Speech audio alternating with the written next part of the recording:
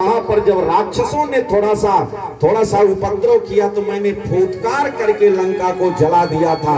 इसलिए वो महात्मा जी झूठी कथा नहीं सुना रहे थे, वो तुम्हारी नहीं मुझ हनुमान जी की कथा सुना रहे थे।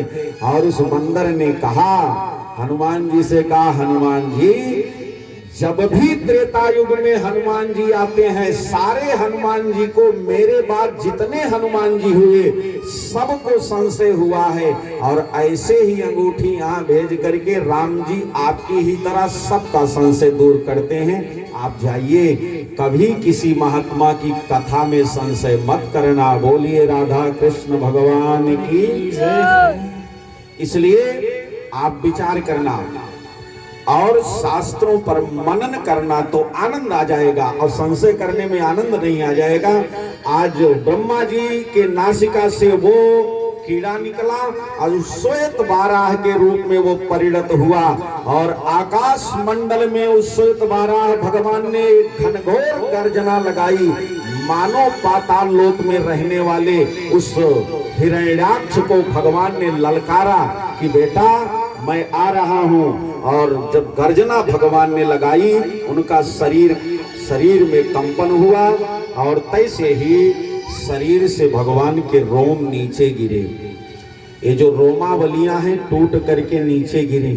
महात्माओं ने उसको उठा लिया, भगवान के शरीर से गिरा हुआ ये अंग है।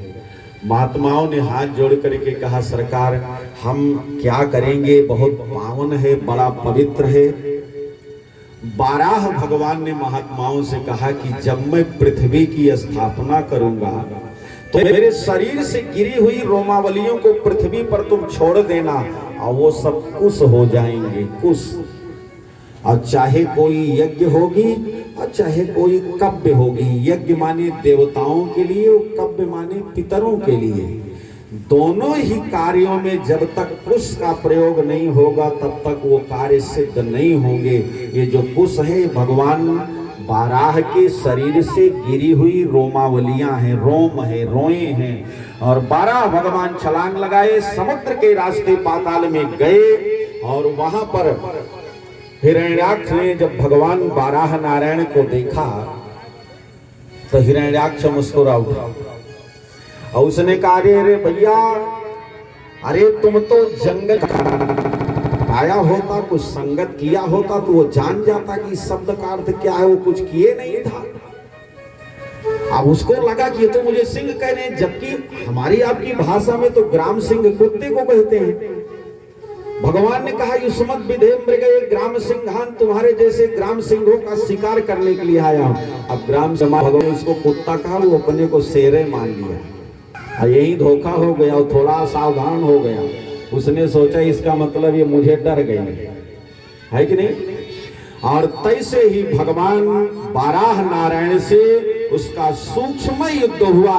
भगवान नारायण ने, बाराह नारायण ने अपने मुख के अग्रभाग से, देखिए जो बाराह होता है, सूकर होता है, उसके मुख का जो अग्रभाग होता है वो वज्र के समान होता है, बड़ा कठोर होता है। अगर उससे वो मार दे किसी जीव को या किसी जंतु को या किसी को भी मार दे तो समझ लीजिए बड़ा खतरा होता है।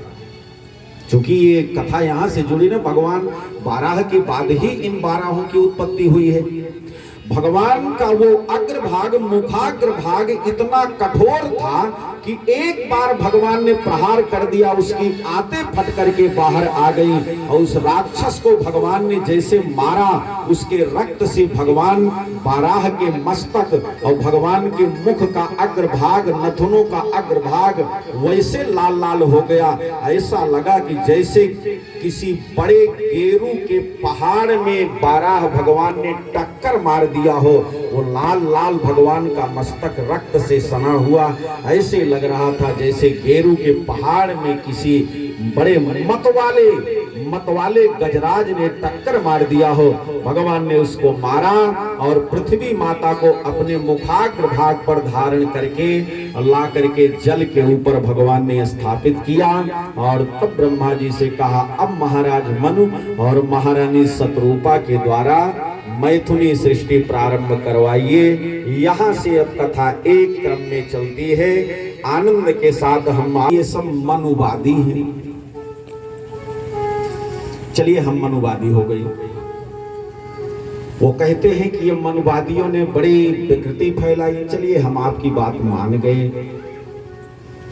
हम तो उपलब्ध वैदिक वाङ्मय का जो इतिहास है, भारत नहीं विदेशों तक जो भी वैदिक वाङ्मय का इतिहास है और उसके अंतर्गत जितने भी ग्रंथ हैं सारे में मार दो कि इस पृथ्वी के प्रथम मानव महाराज मनु हुए।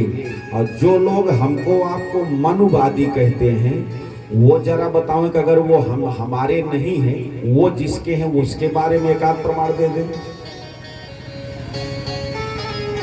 आप जो जितना हमारे ऊपर दोषारोपण कर रहे हो, हम लोग तो सब मान रहे हैं। चलिए हमने बड़ा अपराध कर दिया है, बड़ा दोष हमने कर दिया, सब ठीक है।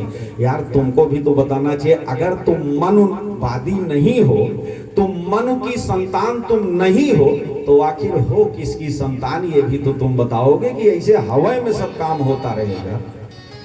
इसलिए चाहे मैं और चाहे आप जितने लोग यहाँ बैठे हुए हो अथवा सनातन मात्र की मैं बात कर रहा हूं, जितने भी लोग हैं वो सब मनुवादी हैं। ये प्रमाणित बात है, इसमें कहीं किसी प्रकार का कोई संशय नहीं, क्योंकि महाराज मनु से ही सृष्टि का प्रारंभ हुआ है। और गोस्वामी तुलसीदास जी महाराज कहते हैं, बोले स्वयं भुव मनु अरुषत रूपा, स्वयं भुव मनु अरुषत रूपा, जिनते भय नर सृष्टि अनुपा, जिनते भय नर सृष्टि अनुपा, स्वयं भुव मनु अरुषत रूपा, स्वयं भुव मनु अरुषत रूपा।